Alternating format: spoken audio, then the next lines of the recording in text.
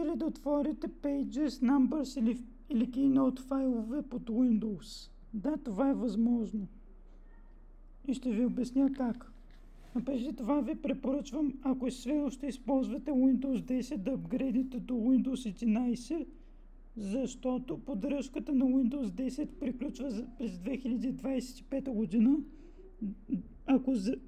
Освен за тези, които няма да плащат, които ще плащат за актуализации допълнително, които ще са само Security Updates. И освен това Windows 11, както и Windows 10 могат да се използват напълно без лиценз.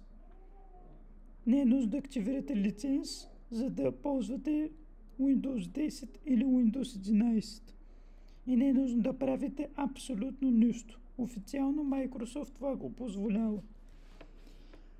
Даже и този, който използвам в момента, също няма активиран лиценз. Може да имате някои ограничения, като например Personalization, настройките да има някои ограничения. И тук да ви списва Activate Windows, но съобщението Activate Windows, което е в сиво, можете напълно да го игнорирате. И после си използвате Windows, както използвахте до сега нормално. Така, връщам се обратно на темата. Отворете вашият любим браузър. Сега напишете LibreOffice Download. Аз вече го писах и преди.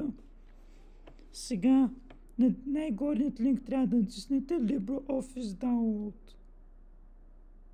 Тук даже при мен в момента даже пише спонсорирано. Да, няма значение дали е спонсорирано или не.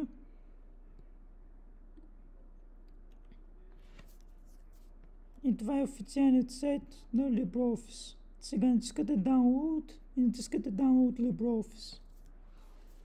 Сега LibreOffice 24.2.0, когато пуснах по времето на пускането на видеото, това е в бета версия. Може като по-късно, когато в бъдещето тази версия да стане актуалната, но по време на снимането на видеото тази версия е в бета. Тази версия обаче е официалната версия LibreOffice 7.6.4. Сега трябва да изберете дали Windows 64 бита или Windows 32 бита.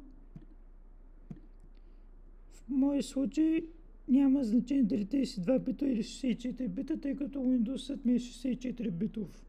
Но обаче ако вие използвате 32 битов Windows, ви трябва задължително да селектирате 32 битов Windows. Сега натискате Download. И сега би трябвало да почне да се сваля LibreOffice. Когато се свали, отваряте File Explorer, Downloads. Сега още не се е свалил LibreOffice, след малко ще се е свалил.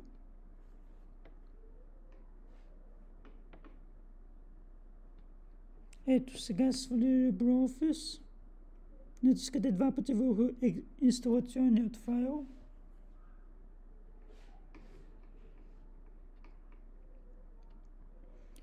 Сега Welcome to the Installation Wizard for LibreOffice. Сега натискате Next. Аз ви препоръчвам да изберете Typical, но ако искате можете да изберете Custom и да си селектирате това, което искате да бъде инсталирано като компоненти.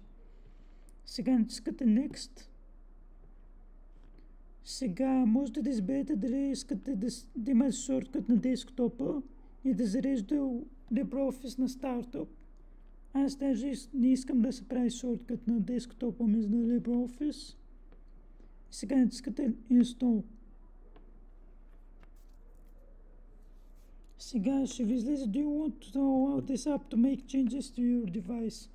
Тук трябва да натиснете Yes или да введете вашето администраторско потребителско име и парол и така да натиснете Yes.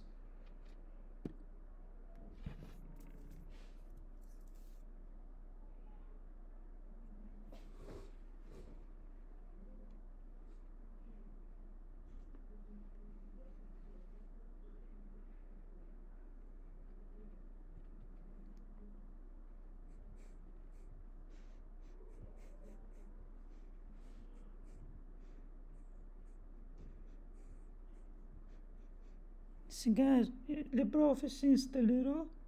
Ще се инсталира. След малко, като се инсталира, ще се видим отново. Ключи, натискате Finish. Сега можете да отворите вашият Pages документ, като трябва да отворите LibreOffice. Затова трябва да натиснете Windows логото. Всъщност, може да можете да отворите директно, като натиснете два пъти върху документа. И сега се отваря LibreOffice.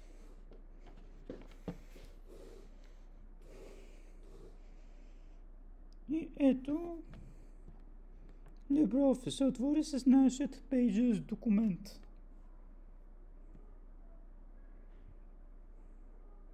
И готово. Вече сме отворили Pages документ в LibreOffice.